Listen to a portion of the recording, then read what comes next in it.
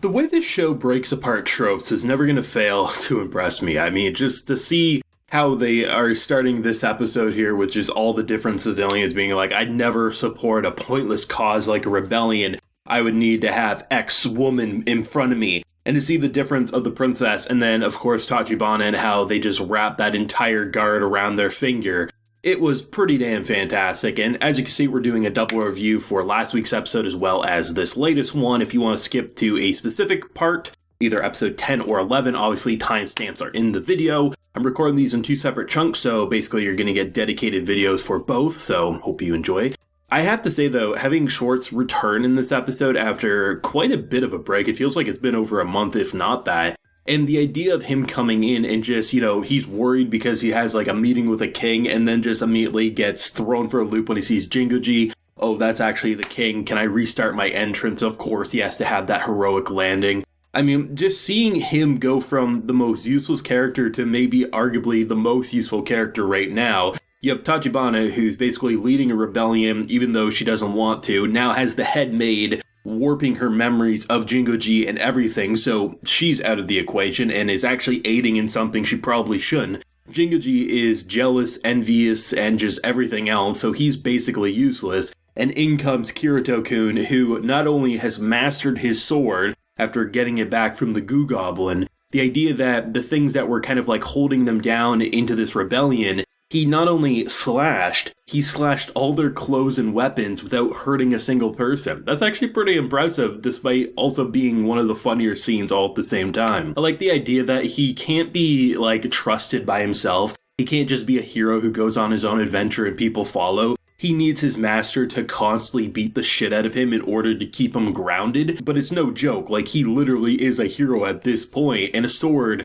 that once cut apart an entire town and probably almost killed a bunch of people, now can be used to, within a single slash, take apart an army that was about to overthrow a king. That's pretty damn impressive while simultaneously just being hilarious, given the nudity that they did end up showing. It's just, I love seeing his character come back and how he's the only person who is dumb enough to stand in front of Jinguuji with that level of bloodlust and actually stand his ground, even though he has Shaggy and Scooby-Doo's legs wobbling in front of him. He's standing his ground saying, aren't you just maybe jealous because she's doing things without you? And he's like, no, I'm perfectly fine. I'm not depressed, as he morphs into a pop team epic blob. You just love to see how far the characters have come and how they've actually told a legitimately interesting story while breaking apart so many tropes in the kind of like fantasy hero genre. And I really love the arc that they decide to end this show with, because really getting this rebellion and seeing the two main characters separated so hard as we're probably going to build up to them reunited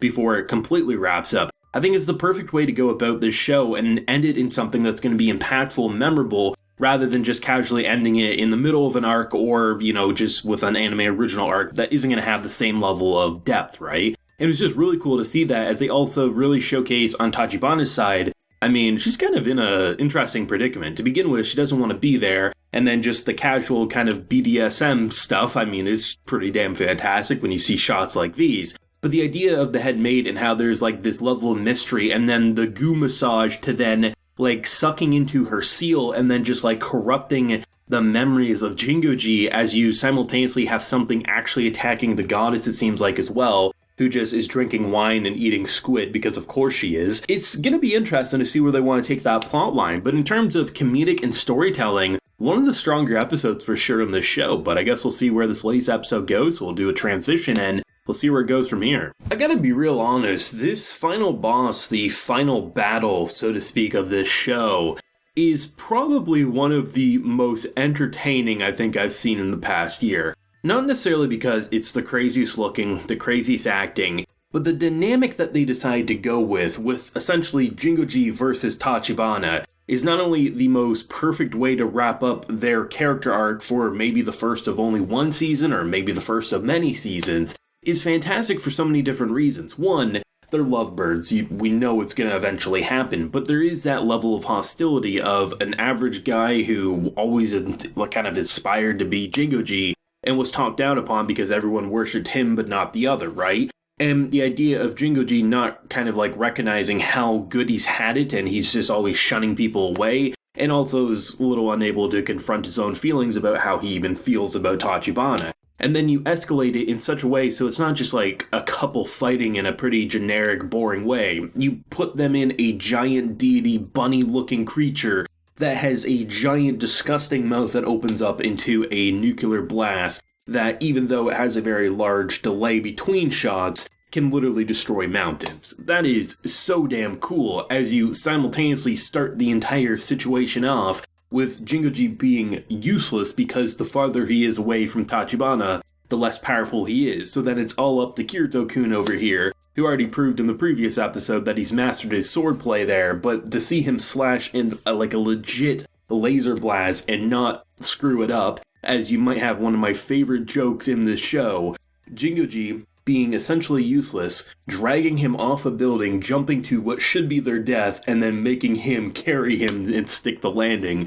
because he doesn't have the strength to do so. This show is bloody fantastic. The story's interesting. I love the goddess stuff and the way they so casually reveal why things are cute, because this goddess likes cute shit. That's why it looks like that, even though it's a walking disaster. And the idea that you have these great character arcs with the side cast being honestly as memorable as the main duo, as you simultaneously have this hilarious production. Like, I never would have thought to use the apartment door as a shield to blast against this walking apocalypse, but leave it to Total Fantasy Knockout to prove me wrong. Like, this is actually some pretty interesting shit going on. I really thought the head maid would be a lot more relevant in this fight, given the fact that it seemed to be her doing, and of course bring in this character who's gonna be kind of leading the charge in the assault. But I like the idea of Tachibana actually taking control and kind of like going against like what is the main drama of this show, and that is the inability to get praised by the person that she clearly loves, and having the maid almost immediately get sidelined from the plan that she's worked on for so long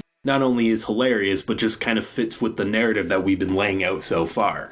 With one episode to go, it will be interesting to see how they decide to wrap this all up. I've said it for a few weeks, maybe even a month now, that I think this is my favorite comedy anime of all time, and I'm sticking with that. It's a great story, great cast of characters, but it makes me laugh the most, and even though there's definitely a lot of funny anime out there, this one just clicks the most for me. So I realized post-recording of this latest episode that I didn't mention one of my favorite comedy points as well in this episode, which is just the casual maid knockout of this royal princess, right? Someone who's, based on dialogue for years, been basically just, sitting there, doing all her bidding, seems like it was a hell of a chore, finally got to just use her for what she wanted, knocks her out so casually, as you have this side character just casually saying everything that we're thinking. Wow, there's a lot of tension here and like, what's going on? There's something just so simple but brilliant about a maid who's been recently introduced, immediately understanding how long and stressful they are going for this master evil plan, and how quickly,